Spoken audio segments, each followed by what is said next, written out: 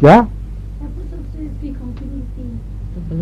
ہیپر سلف میں sticky discharge ضرور ہوتا ہے.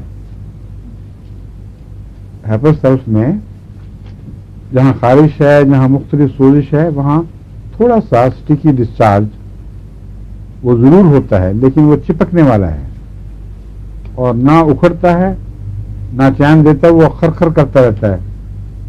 یہ فرق ہے. سورائنم میں بھی بعض دفعہ وہ ہوتا ہوگا اس قسم کا، کچھ میرے علم میں نہیں، مگر خشک کھانسی جو بالکل ہالو دکھائی دیتی ہے، ڈھول بج رہا ہو یا ڈھول نہیں بجے تو چھوٹے پیمانے پر کوئی چیز ایسی ہو، اس کو سورائنم کی کھانسی کہہ سکتے ہیں. اور خشک کھانسی میں آغاز میں کون سی دوا مفید ہے؟ کیا؟ نہیں، دوسرا تو کالی کھانسی جیسے جپھے کے لیے ہے. بیلاڈونا کرونک ہو کر سورائنم بن جاتا ہے اس کھانسی میں. بعض دفعہ کرونک ہو کر یہ سلفر بن جاتا ہے، بعض دفعہ ہیپر سلف میں چلا جاتا ہے. مختلف شکلوں میں ایک چیز ڈیولپ ہو کر آگے نمایاں ایک الگ امتیازی شکل اختیار کر لیتی ہے. بیلاڈونا کا آغاز خشک کھانسی سے ہوتا ہے، اس سے ملتی جلتی ہے جو سورائنم میں بیان کر رہا ہوں، لیکن سورائنم میں وہ ایک لمبی کیفیت ہے. بیلاڈونا میں تو ایک دو دن کے اندر ہی وہ کوئی اور شکل اختیار کر لیتی ہے. تو خشک کھانسی میں اگر آغاز خشک کھانسی سے ہو تو سورائنم بیلاڈونا مفید ہے، اور اسی طرح آرسنک بھی مفید ہے. اور اپنا وقت بچانے کے لیے اور مریضوں کو بار بار کے پھیروں سے بچانے کے لیے میں خشک کھانسی میں عموماً 3 دوائیں ملاتا ہوں: ایکونائٹ، بیلاڈونا اور آرسنک. مگر آغاز کے لیے صرف. بعض بیچارے مریض وہ سمجھتے ہیں مستقل نسخہ ہے، 2 مہینے کے بعد بتاتے ہیں کہ ابھی تک ہم کھا رہے ہیں اور شروع میں کچھ فائدہ ہوا تھا، آپ کو فائدہ نہیں. وہ شروع کے فائدے کا مطلب ہے دوائی شروع کے لیے تھی، بعد میں کوئی اور علامتیں پیدا ہوئیں جن کا علاج ہونا چاہیے تھا. اور جو ٹکسالی کے نسخے ہیں ان پر یہ انحصار نہ کریں کہ دے دیے اور فارغ ہو گئے.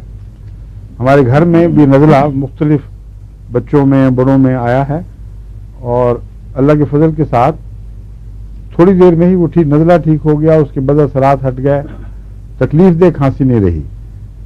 مثلا مجھے جو اٹھتی ہے وہ محض مسلسل بولنے کی وجہ سے جو خراش ہے، وہ کوئی دائمی بیماری اس لیے نہیں ہے کہ جب میں خاموش ہوں تو کچھ نہیں ہوتا.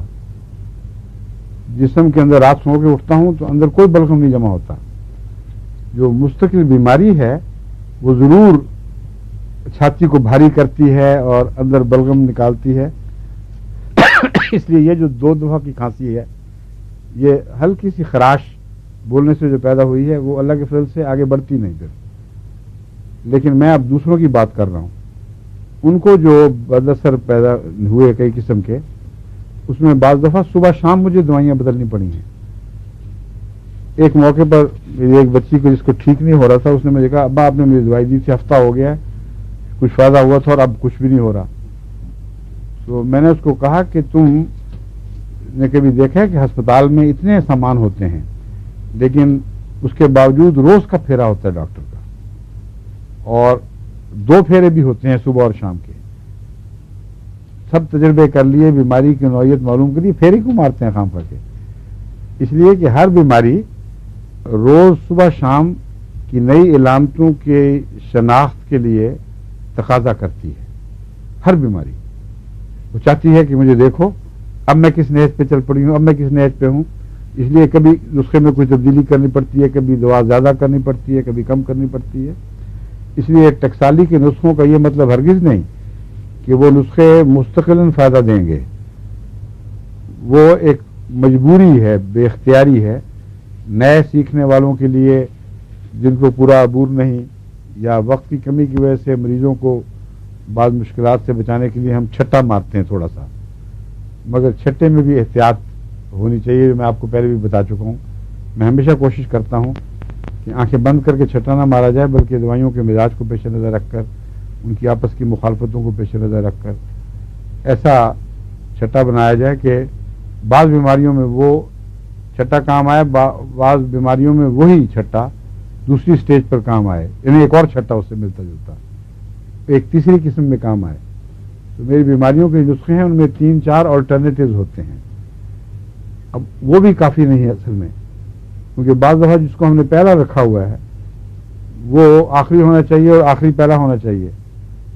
جب وہ پہلا چھٹا مارا اور وہ ناکام ہوا تو مریض کے اندر غلط رجحانات پیدا ہو جاتے ہیں اس کے دفاع میں، پھر وہ صحیح چھٹا بھی پوری طرح کام نہیں آتا.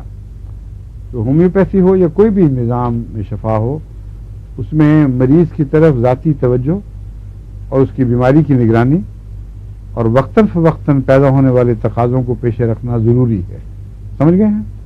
اس لیے جو عمومی تبصرے میں مفید ہے یہ ہے وہ ہے، اس کو یہ نہ سمجھیں کہ اس کے بعد آپ فارغ ہو گئے ہیں، پھر نظر رکھنی پڑے گی، دوائیں اور بھی سوچنی پڑیں گی.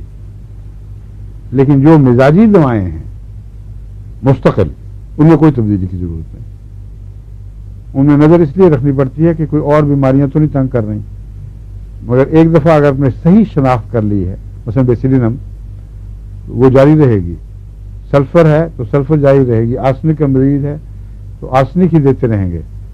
اس لیے ان پر یہ باتیں صادق نہیں آ رہی جو روزمرہ کی آنے جانے بیماریوں پر صادق آتی ہیں. سمجھ گئے ہیں؟